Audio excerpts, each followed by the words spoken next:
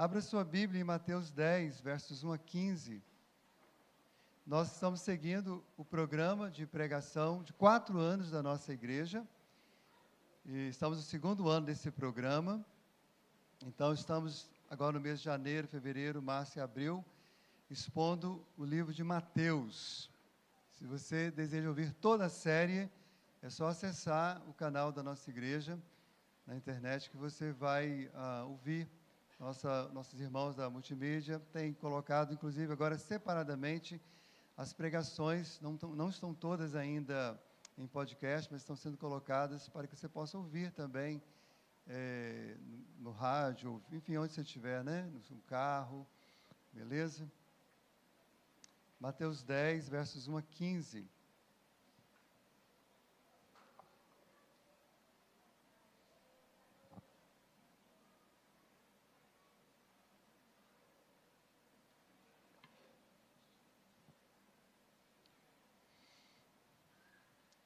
Tendo chamado os seus 12 discípulos, deu-lhes Jesus autoridade sobre espíritos imundos, para os expelir e para curar toda sorte de doenças e enfermidades. Ora, os nomes dos 12 apóstolos são estes: primeiro, Simão, por sobrenome Pedro, e André, seu irmão, Tiago, filho de Zebedeu, e João, seu irmão, Filipe, Bartolomeu, Tomé e Mateus, o publicano, Tiago, filho de Alfeu, e Tadeu, Simão, o zelote, e Judas Iscariotes, que foi quem o traiu. A estes 12 enviou Jesus, dando-lhes as seguintes instruções: não tomeis rumo aos gentios, nem entreis em cidade de samaritanos, mas de preferência procurai as ovelhas perdidas da casa de Israel. E à medida que seguirdes, pregai que está próximo o reino dos céus. Curai enfermos, ressuscitai mortos, purificai leprosos, expeli demônios. De graça recebestes, de graça dai. Não vos provereis de ouro, nem de prata, nem de cobre nos vossos cintos, nem de alforje para o caminho, nem de 2 túnicas, nem de sandálias, nem de bordão, porque digno é o trabalhador do seu alimento. E em qualquer cidade ou povoado em que entrardes, indagai quem neles é digno, e aí ficai até vos retirardes. Ao entrardes na casa, saudai-a. Se com efeito a casa for digna, venha sobre ela a vossa paz. Se, porém, não o for, torne para vós outros a vossa paz.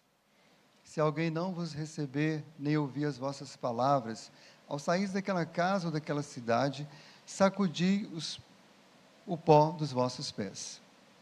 Em verdade vos digo que menos rigor haverá para Sodoma e Gomorra no dia do juízo, do que para aquela cidade.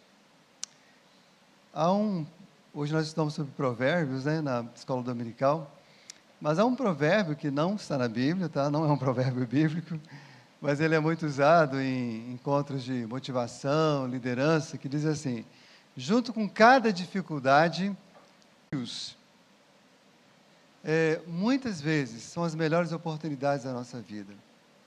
Às vezes Deus nos leva até por meio de crises para transformar e mudar as nossas vidas. Então, uma mesma situação, uma mesma circunstância, pode aos olhos de uns parecer um grande obstáculo, mas aos olhos de outros pode parecer a chave, a solução, a oportunidade.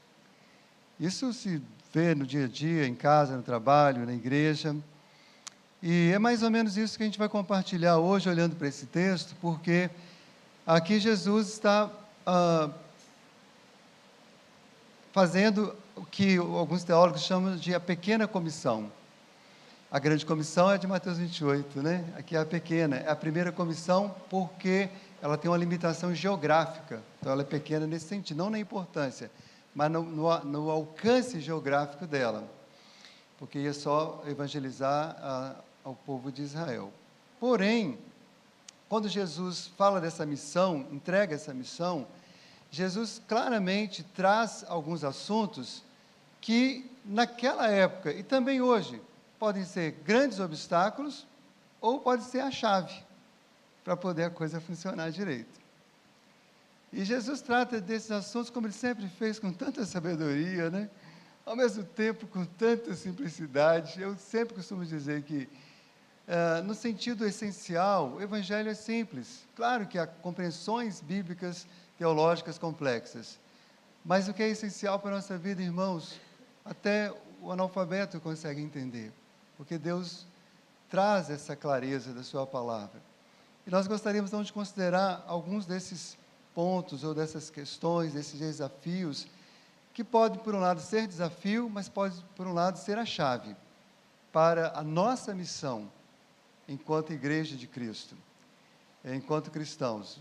Quem é cristão aqui há muito tempo, ou mesmo há pouco tempo, deve observar que há embates, há desafios, há lutas no meio cristão, né? Eu acho que ninguém hoje vem para uma igreja evangélica, uma igreja cristã, achando que ali é um mar de rosa, um lugar perfeito. Há desafios, há dificuldades.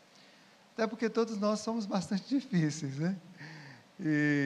Então, alguma coisa vai acontecer. Mas hoje Deus quer nos ajudar a olhar para esses assuntos e descobrir que eles são muito mais chaves e soluções do que dificuldades. Amém, meus irmãos? Então, em primeiro lugar, eu queria compartilhar com os irmãos sobre a dimensão sobrenatural da obra, que está posta de maneira muito clara, né? A obra cristã não é uma obra que dá para fazer na força do braço, na força da inteligência humana, do argumento. Embora a gente possa usar toda a nossa inteligência, todos os nossos argumentos. Aqui fica muito bem claro, né? O Senhor Jesus Cristo, sendo Ele Deus, Ele tinha e tem poder, e tudo que Jesus fez no seu tempo de ministério terreno, enquanto Deus homem, Ele agora ordena os seus discípulos que o façam. E os discípulos eram falhos, não eram perfeitos como Jesus, não ouviam a voz de Deus como Jesus ouvia, não era santo como Jesus, mas Jesus fala, vocês vão fazer o mesmo. E isso é sobrenatural, irmãos, não tem nada a ver com explicações científicas, com coisas humanas, né, com que a razão pode explicar.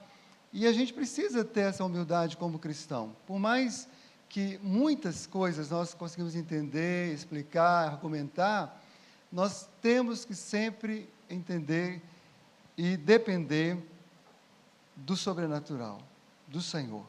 Ele fala, olha, eu dou a vocês poder, eu dou autoridade, para vocês fazerem todas essas coisas, para expulsar os espíritos imundos, para curar os enfermos, leprosos e os mais diversos enfermos. Jesus Cristo fez isso como profeta, sacerdote e rei que ele era. Mas Jesus Cristo não somente reuniu os ofícios dele, mas ele distribuiu a igreja. A diferença, irmãos, é que nenhum ser humano, além do próprio Cristo, foi detentor e é detentor do sobrenatural. Nem mesmo os apóstolos, que tiveram inúmeras experiências milagrosas, eles também não tinham domínio sobrenatural. Muito pelo contrário, era o sobrenatural, ou seja, o próprio Deus que os dominava, que os controlava, que os usava com poder para curar as pessoas. Nós vemos que ali, durante o ministério de Jesus, depois, nessa primeira comissão, depois na grande comissão, após a ressurreição de Jesus, enquanto o Novo Testamento estava sendo escrito, muitos milagres foram claramente, literalmente, praticados, né? Pedro, por exemplo, teve a alegria de orar por Dorcas e vê-la ressurreta, né? Mas a gente sabe pela própria história, né, que, cumprido esse tempo, isso foi de fato diminuindo. Mas a boa notícia é que pela igreja reunida em oração, Deus continua operando milagres e maravilhas. Amém, meus irmãos? Deus não opera milagres e maravilhas porque Ele deu Ele concedeu esse poder de uma maneira incontrolável para um ser humano, ou a maneira que o ser humano possa controlar, na verdade. Mas é pela igreja. E, na verdade, quando Deus olha a sua igreja, a gente precisa entender isso, a gente tem uma visão muito pequena da igreja, a gente olha para a nossa igreja local. Irmãos, a Igreja de Cristo está presente em todo o planeta Terra. Neste exato momento, Deus está fazendo milagres e maravilhas. Neste exato momento, Deus está fazendo obra, mas Ele faz quando Ele quer, do jeito que Ele quer, da vontade que Ele quer.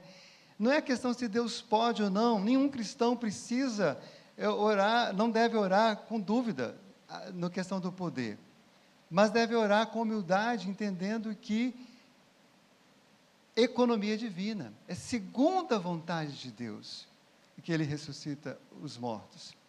Pergunta os médicos da nossa igreja, eles já viram muitas pessoas que já estavam claramente, pelos dados clínicos, só esperando a hora, final, e essas pessoas o Senhor levantou.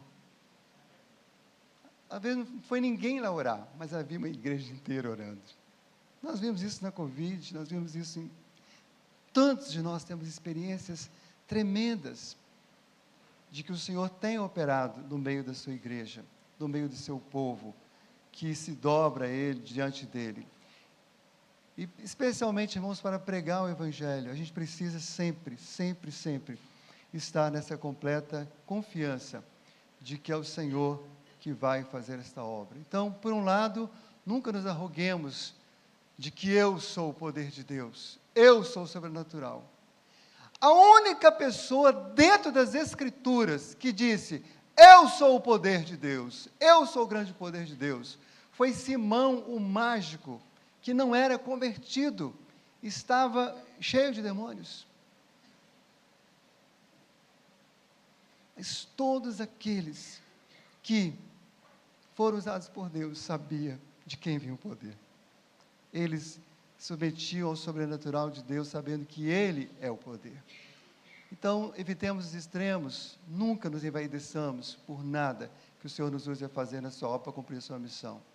Mas não neguemos, não negligenciemos a fé, a busca pelo poder de Deus. Você vai sair daqui, você vai voltar para casa, a semana vai ser dura, talvez para alguns, mais tranquila para outros, mas vai entendendo que Deus está sobre você, em nome de Jesus, está com você. Todas as suas batalhas podem ser vencidas, não por causa de você, mas por causa do poder de Deus na sua vida. Amém, meus irmãos? Segundo lugar, irmãos, as fraquezas e as diferenças dos obreiros. Infelizmente, temos que reconhecer que nossas fraquezas e diferenças, muitas vezes, têm sido um entrave para a obra cristã. Quantas divisões, quantas contendas, quantas rivalidades, quantas denominações nascem, não movidas pelo Espírito Santo, mas por mera carnalidade. Quantas igrejas um do lado da outra, não movidas pelo desejo de pregar o Evangelho, mas por diferenças. Mas, os irmãos, nós precisamos entender que as fraquezas e diferenças, elas podem também ser a chave para a obra de Deus. As fraquezas por um motivo muito simples, o poder de Deus se aperfeiçoa nas nossas fraquezas. Todos esses homens que Deus chamou, eram homens fracos, em vários sentidos, com várias debilidades emocionais, espirituais. Mas Deus, o Senhor o chamou e usou, eram 12 pessoas, 12 homens, representando, lembrando os 12 patriarcas lá do Antigo Testamento, agora representando o novo povo de Deus, a igreja de Deus, a igreja de Cristo. E esses que oraram para que Deus mandasse obreiros para a sua seara, são a resposta, estão aqui. Essa lista dos 12 aparece 4 vezes no Novo Testamento, é muito interessante observá-las. Aparecem em grupos de 4, 3 grupos de 4, vocês podem ler depois e observar, mas eram pessoas de famílias diferentes, temperamentos diferentes, profissões diferentes, idades diferentes, procedências diferentes, posições econômicas diferentes, visões políticas diferentes, proeminência e anonimato tinha dentro desse grupo. Aqui tem apóstolos que a gente nunca mais ouviu falar, não sabe nem, mas eles estavam ali, com certeza eles também cumpriram a missão. E tem os famosinhos, igual Pedro, João, a turminha do barco, Pedro, Tiago e João no barquinho são mais famosos, as crianças conhecem desde pequeno, Mas você fala assim, Tadeu, para a criança, quem foi Tadeu? Não, Tadeu foi um apóstolo, cumpriu a missão. Porque, irmãos, a maioria dos cristãos nunca serão proeminentes, nunca vão aparecer. A maioria é no anonimato mesmo. Somos diferentes, isso não tem nenhum problema. Tem pessoas que pagam para não pegar um microfone, não tem nenhum problema, mas pode cumprir a missão na sua timidez, na sua personalidade, com o seu jeito.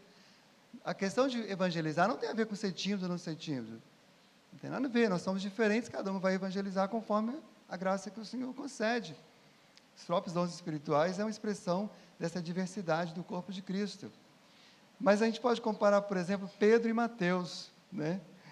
Quem já assistiu o seriado The Chosen, lembra que Pedro e Mateus têm várias brigas, né?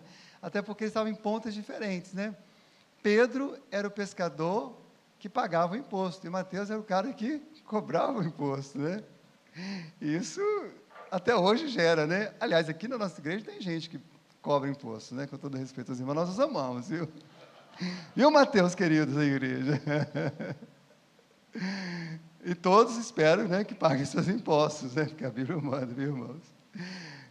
Bom, eu pago o meu vem retido na fonte todo mês, né? Marinha está aí, ó. Está lá, já vem lá. Congras pastorais e a bocada do leão já está lá, né? Graças a Deus. Eu e todos os obreiros da igreja, graças a Deus.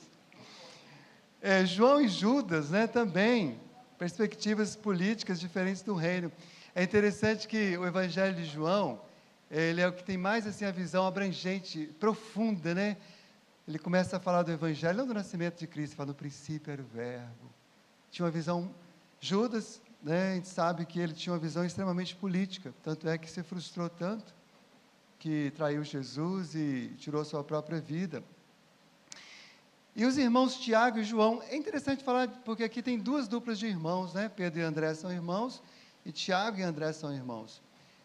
Tiago e João, perdão, são irmãos. E Tiago e João têm muitas diferenças, mas tem uma curiosidade bastante interessante. Dos 12 apóstolos, o primeiro a morrer foi Tiago. E o último a morrer foi João, filho da mesma mãe, do mesmo pai, todos amados pelo Senhor, né? Então, não tem nada a ver com ser mais santo ou não ser santa. Não, irmãos, são histórias diferentes. As nossas histórias aqui são diferentes, louvado seja Deus por isso. E isso tem que ser encarado como uma chave para a obra. Não anular as diferenças. Claro que fraquezas precisam ser colocadas diante de Deus para serem tratadas. Principalmente são fraquezas relacionadas a pecados. Deus quer que nós sejamos santos. Então, se for fraquezas relacionadas ao pecado, elas precisam ser, cada dia, curadas, transformadas e libertas. E esse é o processo de santificação. Mas até mesmo as fraquezas relacionadas ao pecado, elas, se houver a humildade do pecador, do servo, elas são usadas para a glória de Deus. E eu falo por mim mesmo, por todas as fraquezas relacionadas às minhas lutas contra o pecado, o Senhor tem usado para ajudar outras pessoas. Porque quando alguém chega no gabinete e fala, eu estou sentindo essa luta, que é uma luta que eu sei que você está sentindo, porque eu sinto ela todo dia. Mas eu tenho uma boa notícia, o mesmo Deus que habita em mim, habita em você. E você pode vencer essa luta, no poder do seu amor, da sua graça. Então, irmãos, as fraquezas e diferenças dos obreiros não precisam ser problemas, barreiras, podem ser grandes bênçãos para a vida da nossa igreja. Poderíamos citar tantos outros, mas vamos à terceira característica, que pode ser um obstáculo, ou pode ser uma bênção, as estratégias de avanço missionário. Muitas controvérsias, né, existem sobre evangelizar, sobre fazer missões.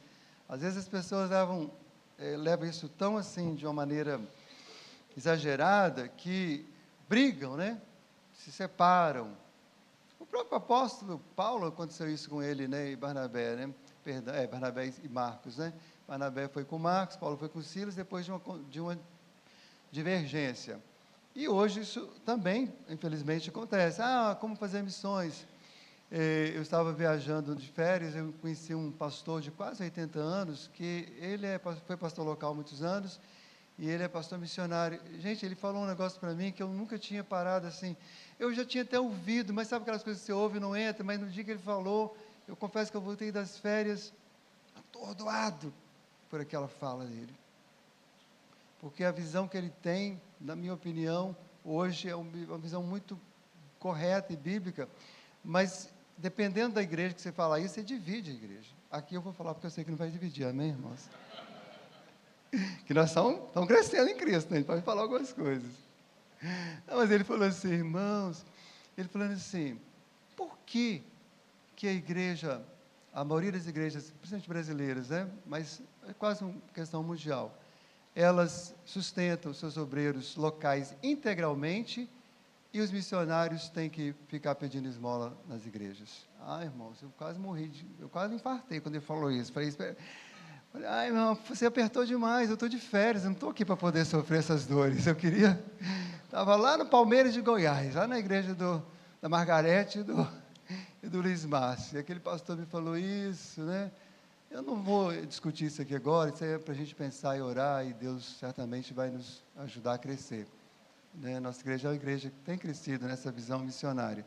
Mas eu estou falando de estratégias, né? de como você faz a coisa acontecer, o avanço missionário. Pode acontecer de muitas formas, mas, ao mesmo tempo que eu digo isso, a gente tem que glorificar a Deus pela maneira como tem sido feita, porque ainda tem sido feita, amém, meus irmãos? Pior aqueles que não querem fazer, que não fazem nada. Glória a Deus. Aliás, eu quero dar esse testemunho breve aqui. O nosso presbitério central, que é o presbitério de Vitória, nos últimos anos, eu chamo de um avivamento missionário. Nós enviamos do nosso presbitério pastores fazendo excelentes trabalhos aqui. Enviamos vários para fora do Brasil como missionários transcultural. Pastor Marcos Azevedo, pastor DPB de Mata da Praia, pastor Anderson, da Igreja Presbiteriana de Andorinhas, pastor Hobbs, que era da Igreja Presbiteriana de Santa Teresa. Agora, esse ano, vamos enviar, né, o pastor Tércio, tudo para missões fora do Brasil, missões transculturais. Assim, em poucos anos, pastores locais, que Deus falou assim, chega de pastorar a igreja local, vai plantar a igreja no lugar que não tem igreja. Né? O pastor Anderson está fazendo um trabalho belíssimo, eu tenho conversado bastante com ele. Tem 2 anos e pouco que está lá, a igreja floresceu lá em Braga. Né? Quem for a Portugal, vai em Braga e visita o pastor Anderson e a Fábia, né? Missionários do Senhor. Então, as estratégias são diversas. Esse texto aqui tem uma curiosidade, um momento interessante que nos ensina isso, né? Porque fala assim, Jesus enviou os 12, eles ordenou dizendo, não ireis pelo caminho dos gentios, nem entrareis na cidade dos samaritanos, mas ide ante as ovelhas perdidas da casa de Israel, e indo pregai, dizendo, é chegado o reino dos céus. Jesus tinha algum preconceito contra o samaritano? Claro que não, todo mundo sabe que Jesus esteve em Samaria, pregou, uma cidade quase toda se converteu. Jesus tinha preconceito contra os gentios? Claro que não. Mas aqui há uma questão processual, há uma questão de avanço missionário, há uma questão estratégica. E também há uma questão teológica, na verdade, né? Porque Israel teve, de fato, a primazia no início da sua história, quando ele recebe a revelação de Deus. Nele veio o Messias. E a palavra é muito clara, que tudo que Deus tinha para todo mundo, primeiro era ali. Tanto é que tudo aconteceu ali. E o próprio Cristo nasceu ali. Mas a palavra também é clara, veio para que eram os seus, mas os seus o rejeitaram. E depois Paulo vai dizer, agora não há mais judeu e nem grego, todos são iguais. Então, aqui não é nenhum nacionalismo, aqui é só uma questão estratégica. Olha, vamos começar por aqui? Vamos começar as ovelhas perdidas aqui pertinho de nós? Mas há um momento, depois na grande comissão, que fala, agora vai pelo mundo todo, ide pelo mundo todo e pregar o evangelho. Mas é natural que você, sozinho, não vai evangelizar o seu local de serviço todo, o seu condomínio todo, mas você pode começar com um estrategicamente, convidando para tomar um café na sua casa, oferecendo amizade, ajudando ele com os serviços domésticos, uma pessoa que está ali, teve um bebê, você já teve bebê, você é experiente, fala assim, eu posso te ajudar? Lá no nosso prédio tem uma mulher policial, solteira, já com seus não sei quantos anos, enfim, mas ela adotou uma criança, né? E aí, quando eu vi, eu, né, não contive, né? Eu perguntei, é seu filho, você adotou? Porque eu sabia que ela não tinha. Ela falou, sorriu, né? E aí nós conversamos e tal, e eu moro no 9º andar, e ela mora um pouquinho mais baixo, mas eu, assim, aproveito cada andar para falar alguma coisa, né? E aí, por fim, eu ofereci ajuda para ela, se fazer alguma coisa. Eu não sou mãe, não, mas eu sou pai, e a minha esposa foi mãe, nós tivemos 2 filhos, qualquer coisa, né? E assim, o Senhor vai nos dando estratégia, né, para poder compartilhar o Evangelho, para poder a missão avançar, como Deus nos ordena que façamos, né? Então, essa restrição temporária aqui não era uma limitação da obra de Deus, era só estratégia. Peça a Deus estratégia para poder evangelizar. E não fique julgando ou se comparando com outros por causa da estratégia dos outros. Tem estratégias que elas funcionam muito bem com uma pessoa que não vai funcionar com você, né? Tem estratégia que funciona, às vezes, com uma igreja e não funciona com outra. A gente pode aprender com os outros, mas não dá para ficar imitando, ou fazer igualzinho o pastor Ronildo fez que vai dar certo. Não vai. Nesse sentido, eu louvo a Deus e reconheço que mesmo nas fraquezas dos cristãos, Deus tem trabalhado nas denominações. Ainda que Satanás intente o mal da divisão no meio dos cristãos, com muitas denominações, Deus intenta o bem. Porque, irmãos, ninguém vai poder chegar diante de Deus no juízo final e falar assim: eu não fui crente por causa disso, por causa daquilo, porque, irmãos, tem igreja para tudo quanto é gosto, louvado seja Deus. Jeito, eu falo estilo mesmo, não estou falando de doutrina, não, a doutrina tem que ser a única, a doutrina de Jesus. Eu estou falando de estratégias, métodos, né, alguns aspectos litúrgicos. Glória a Deus, glória a Jesus. Eu já contei essa história aqui para os irmãos. Meu pai, minha família do meu pai, 10 irmãos, tudo descrente. Um se converteu na Assembleia de Deus, tornou pastor, pastoreou 45 anos na Assembleia de Deus. Meu pai se tornou presbiteriano, presbítero, partindo da presença do Senhor. E os dois tinham conversas profundas sobre as diferenças, né? Sobre as estratégias. E Deus usou estratégias diferentes para alcançar meu pai. Usou estratégias diferentes para alcançar meu pai. Foi alcançado na prisão. Teve que ser preso, ficar mais de um ano para ser alcançado. Meu tio não precisou, né?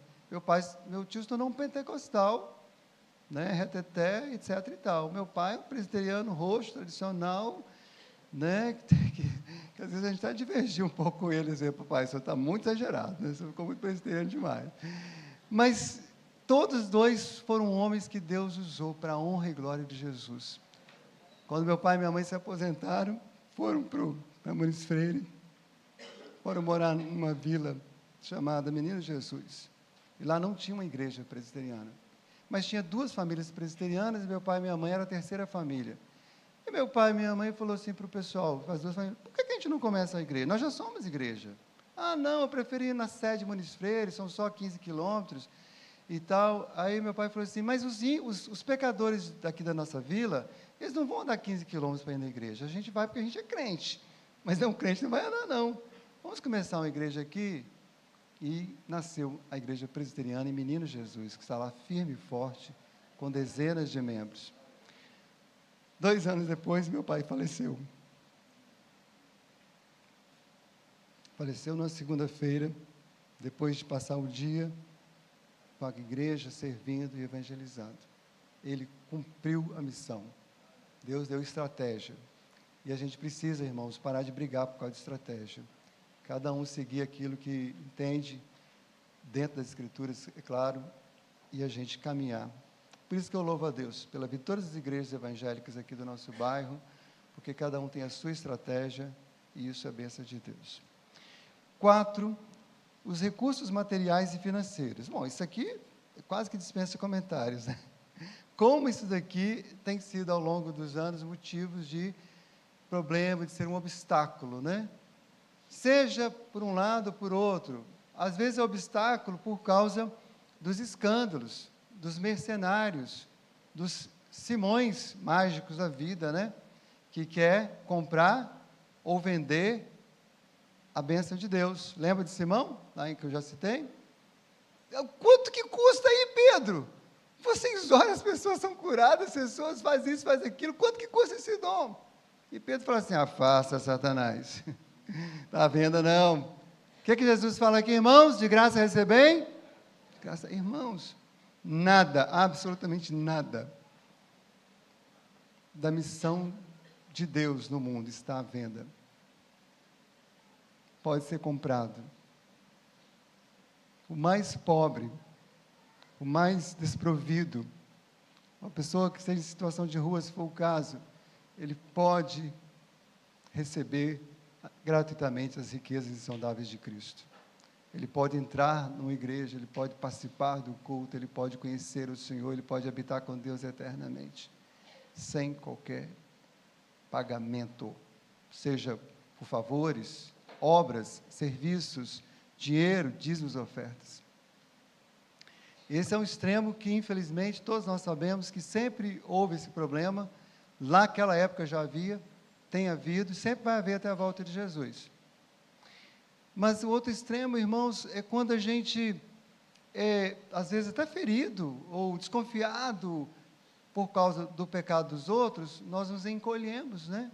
Nós não somos generosos, não compartilhamos os bens materiais que Deus nos dá para a sua obra, para o crescimento do seu reino. Caímos também num outro pecado. Então, a gente precisa encontrar este equilíbrio, porque a palavra é clara, digno é o trabalhador do seu salário.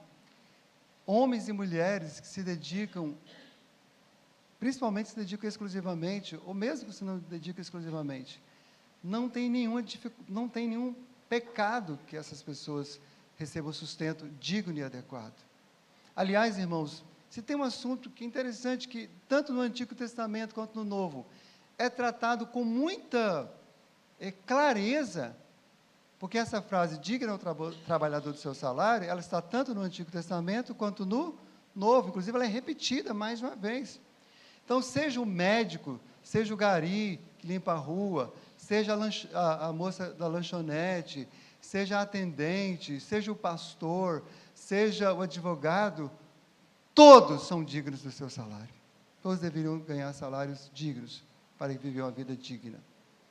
E se alguém aqui é empregador, deve dar o melhor salário que puder dar aos seus funcionários. Todos. Inclusive os pastores, missionários, líderes, pessoas que servem à obra do Senhor. Porém, o que está claro aqui, irmãos, é que todos os cristãos, não somente os pastores, não devem ter foco no material e muito menos no acúmulo, na confiança. Por isso que ele fala, não possuais ouro, nem prata, nem cobre, nem cintos, nem alforjes para o caminho, nem duas túnicas, nem alpacas, nem bordões. É como se ele dissesse o seguinte, olha, isso não é a sua prioridade. Pode ser que um pastor, um líder, alguns cristãos vão prosperar, podem, eles trabalharam, o cara é escritor, sei lá, qualquer coisa, e Deus deu prosperar, não tem nenhum pecado em um pastor prosperar, um cristão prosperar. Mas, diz a palavra claramente, se as suas riquezas prosperam, não ponha nelas o coração. Não confie nelas. Eu tenho ouvido colegas pastores que falam assim, eu estou querendo arrumar um emprego que eu não quero mais depender da igreja financeiramente. Eu falei assim, querido, eu nunca dependi da igreja financeiramente. Eu dependo somente de Deus. Deus proverá. Eu posso até fazer um outro trabalho, se for uma orientação de Deus, por alguma necessidade momentânea. Mas, homens e mulheres de Deus, seja um cristão, aí você que não é líder, não é pastor, seja um pastor, eles dependem de Deus. As provisões vêm do Senhor, tanto para ele quanto para a obra. O Senhor vai prover. É isso que o Senhor quer que a gente entenda. Muitas vezes a provisão está entre nós, como diz o presídio Marinhos, nosso tesoureiro, né? Então a provisão está no bolso dos irmãos, está na conta, precisa ser repartida com a comunidade, com a obra, com o reino. Mas ela virá, se não for através de você, virá através de outro. Como sempre foi na obra de Deus. Então, irmãos, não deixemos que recursos materiais, que esse assunto de dinheiro, seja um problema na obra cristã. Tratemos esse assunto com transparência, como é feito aqui na nossa igreja local. As contas estão abertas, qualquer um que quiser auditar a qualquer momento. Com honestidade, com sabedoria, mas também com generosidade, com confiança. Não deixemos que, né, desconfianças cresçam entre nós, que possamos juntos servir ao Senhor com tudo aquilo que Ele nos dá. Em quinto e último lugar, é uma outra questão que muitas vezes se torna um problema, mas na verdade é a chave para a missão. São os relacionamentos com os ímpios, com os perdidos, com aqueles que ainda não se converteram a Cristo. Jesus manda que eles vão para a cidade ou aldeia, nem por onde eles fossem, e procurassem as pessoas, né? Irmãos, não existe evangelização sem que você se aproxime de alguém e se relacione. Se você é membro de igreja, você é evangélico, e não cultiva relacionamentos com não crentes, você está atrapalhando a missão. Você precisa cultivar. Você precisa se aproximar das pessoas. Ah, mas ele é assim, ele é assado. Aproxime, claro que cada pessoa você vai ter que saber como relacionar. Você não vai entregar sua alma a um ímpio, não estou falando disso. Você não vai seguir o conselho dos ímpios, não estou falando disso. Você não vai cometer os mesmos pecados dos ímpios, não estou falando sobre isso. Mas olhar com bondade, com misericórdia, se aproximar das pessoas, conhecê-las, deixar-se conhecido. Lembre-se que você também já foi uma pessoa não alcançada. E essa coisa aqui de ser digno ou não, para mim é muito simples, irmãos. Na verdade, o que acontecia era o seguinte: eles iam pelas cidades afora, pregavam nas praças, pregavam nas ruas, nos montes, nos vales, na beira do rio, debaixo da árvore, nos mercados, nos teatros, na sinagoga judaica, e Deus ia fazendo a obra. Então, pessoas que falam assim, poxa, eu queria entender mais, você podia ir na minha casa me explicar? Essa era a pessoa digna. Essa pessoa era convidada, né? Lembra também, irmãos, que naquela época a hospitalidade era tanto uma tradição daquele povo, quanto era uma obrigação, uma necessidade. Havia muita pobreza, muita gente migrando para lá e para cá, refugiados, inclusive. Então, era natural que as pessoas oferecessem hospedagem para quem estivesse viajando. Então, os viajantes de Cristo, cumprindo a obra, precisavam entender que eles iam encontrar gente que ainda não era de Jesus, mas que poderia ser. Eu só vou saber se vai ser de Jesus ou não se eu evangelizar. Se o Senhor convertê-lo, ele vai ser de Jesus. Se não for, está tudo bem, vamos para frente. Então, à medida que as pessoas fossem respondendo positivamente, dignamente, humildemente, eles saberiam com quem estreitar os laços e fazer o discipulado. Então, meus amados irmãos, nós devemos relacionar sempre com tranquilidade e declarando o que era comum até hoje, né? É comum para os judeus fazer isso, alguns evangélicos têm esse costume, mas independente do costume, nós devemos ser mensageiros da paz. O que Jesus falou? Cada casa diz, paz esteja nessa casa. Até hoje os judeus se cumprimentam com shalom. Um judeu encontra com o outro na casa do outro, shalom. Isso é uma prática normal dos judeus, né? Nós somos cristãos, não somos judeus, mas nós precisamos ser mensageiros da paz.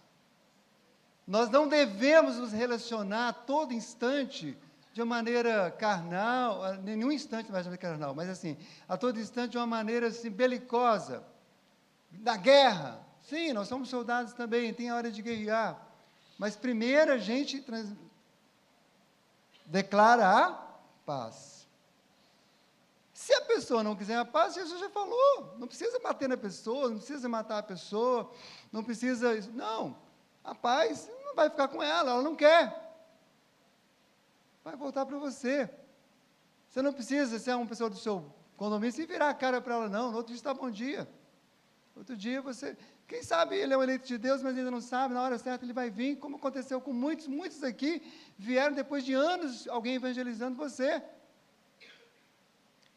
Então, irmãos, a gente não sabe quem é eleito, quem não é, quem é escolhido, evangeliza todo mundo, ame a todos, trate bem a todos. Nós temos inimigos? Temos, porque alguns declaram nossos inimigos, alguns não nos amam, alguns vão nos perseguir.